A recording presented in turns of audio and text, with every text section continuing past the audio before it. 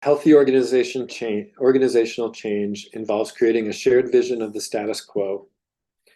That shared vision of the status quo is not only having a shared understanding of the facts, but then an evaluation of those facts. Are we, and so in this case, very specifically, we have no student representation except for ad hoc one-offs. Those are the facts. The evaluation is a clear question. Are we okay with that? Then the step of like, how do you create a shared vision of that? To me, it's not just sending out an email. It's not just, if you're interested in this, send me feedback.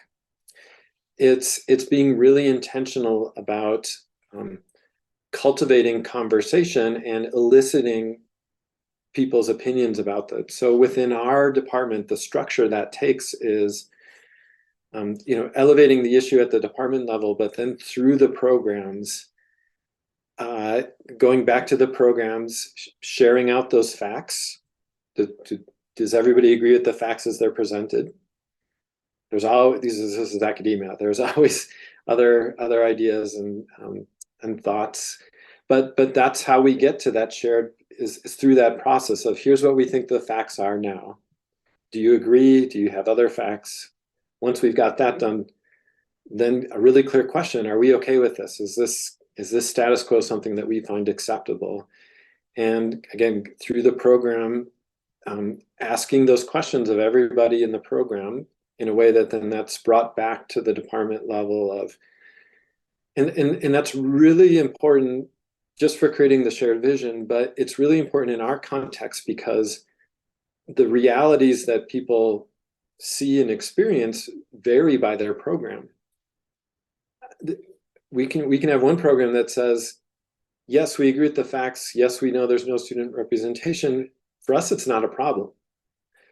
Another program, yes, we agree with the facts. Yes, we understand that there's no student representation, but that's, from our perspective, that's terrible.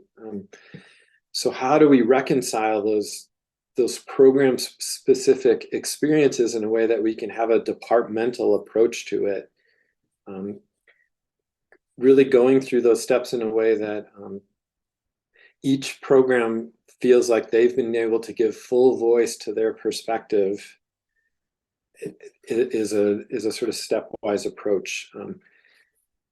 To follow the example out that I gave you, the next step then is coming back at the department level and saying, okay, we all agree on the facts, but we have different programs who view whether this is acceptable or not. How do we reconcile this? In this particular case, and it's true, one of our programs did not think it was a problem that we didn't have any student representatives. Then, through discussion, being persuaded that, well, we don't think this is a huge issue, but we see why it is for you guys, and we want to be part of the solution also, and so we're open to now having a student be involved.